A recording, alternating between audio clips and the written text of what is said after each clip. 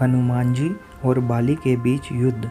बाली सुग्रीव का बड़ा भाई था और किष्किंधा का राजा था। बाली को इंद्र का पुत्र भी माना जाता है। बाली को ब्रह्मा जी के द्वारा यह वरदान प्राप्त था कि वह जिससे भी युद्ध लड़ेगा उसका आधा बल उसमें समा जाएगा। इसी कारण से बाली से लड़ने वाला कितना भी शक्तिशाली क्यों न हो, उसकी आधी शक्ति बाली में समा जाती थी और लड़ने वाला कमज़ोर होकर मारा जाता था। बाली ने अपनी इस अद्भुत शक्ति के कारण 1000 हाथियों का बल रखने वाले दुदुम्बी नामक असुर का वध कर दिया था। दुदुम्बी के बाद बाली ने उसके भाई मायावी का भी एक गुफा में वध कर दिया था। इसी घटना के बाद बाली और सुग्रीव के बीच में शत्रुता पैदा हो गई थी। इसी शक्ति के कारण वनराज बाली से युद्ध करने में देव, मानव, दानव कोई भी समर्थ नहीं था। बाली के बल के बारे में पृथ्वी पर हर कोई जानता था। रामायण में यह भी बताया गया है कि एक बार बाली ने असुर राज रावण को भी युद्ध किया था, जिसमें बाली ने अपने बल की वजह से रावण को 6 माह तक अपनी कांख में दबाए रखा था और अंत में रावण ने अपनी हार मानकर बाली को अपना मित्र बना लिया था। इसी युद्ध के बाद बाली का घमंड आसमान छूने लगा था। बाली अपनी ताकत के नशे में चूर लोगों को यहाँ वहाँ चुनौतियाँ देता फिरता था। एक बार बाली वन में चिल्ला रहा था कि है कोई इस वन में ऐसा जो मुझे हरा सके। उसी वन में हनुमान जी तपस्या कर रहे थे और अपने आराध्य भगवान श्री राम का जप कर रहे थे। बाली के चिल्लाने के कारण उनकी तपस्या भंग हो गई।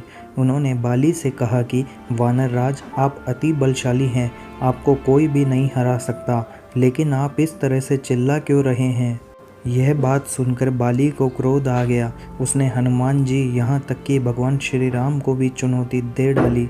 बाली ने कहा कि हनुमान, तुम तो क्या, तुम्हारे राम भी मुझे नहीं हरा सकते। हे दम तो बुलाओ अपने राम को।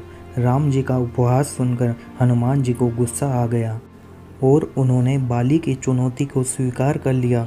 दोनों के बीच में तय हुआ कि अगले दिन सूर्योदय होने के साथ ही दोनों के बीच में दंगल होगा। अगले दिन हनुमान जी तैयार होकर दंगल के लिए निकले ही थे कि ब्रह्मा जी प्रकट हुए।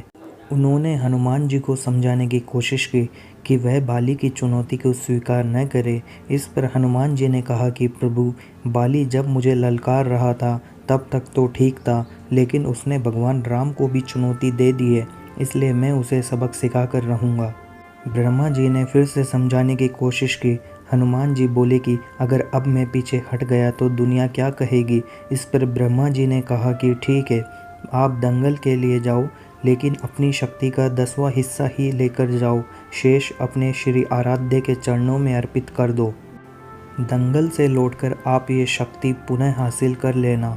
हनुमान जी मान गए और अपनी शक्ति का कुल 10वां हिस्सा लेकर चल दिए।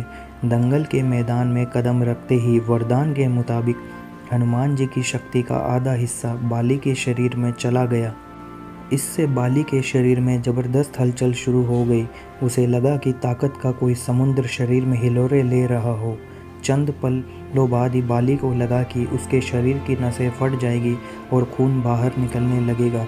उसी समय वहाँ पर ब्रह्मा जी प्रकट हो गए और उन्होंने बाली से कहा कि तुम स्वयं को संसार में सबसे अधिक शक्तिशाली समझते हो, लेकिन तुम्हारे शरीर हनुमान जी की शक्ति का 10वां हिस्सा भी नहीं संभाल पा रहा है। यदि तुम स्वयं को जिंदा रखना चाहते हो तो हनुमान जी से कोसों दूर चले जाओ। बाली ने ऐसा ही किया और बाद में उसे आभास हुआ कि हनुमान जी उससे कहीं अधिक ताकतवर है।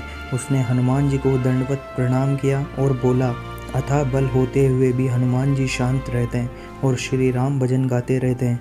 एक मैं हूँ जो उनके एक बाल के बराबर भी नहीं हूँ और उनको ललकार रहा था, मुझे क्षमा कीजिए। प्रभु हनुमान जी ने बाली को क्षमा कर दिया। तो दोस्तों, आपको श्री हनुमान जी और बाली के बीच हुए इस युद्ध की कहानी को जानकर कैसा लगा? यदि आपको अच्छा लगा तो इस कहानी को एक लाइक कीजिए, अपने दोस्तों के साथ शेयर कीजिए और अभी तक आपने चैनल को सब्सक्राइब नहीं किया है तो चैनल को सब्सक्राइब कीजिए। धन्यवाद।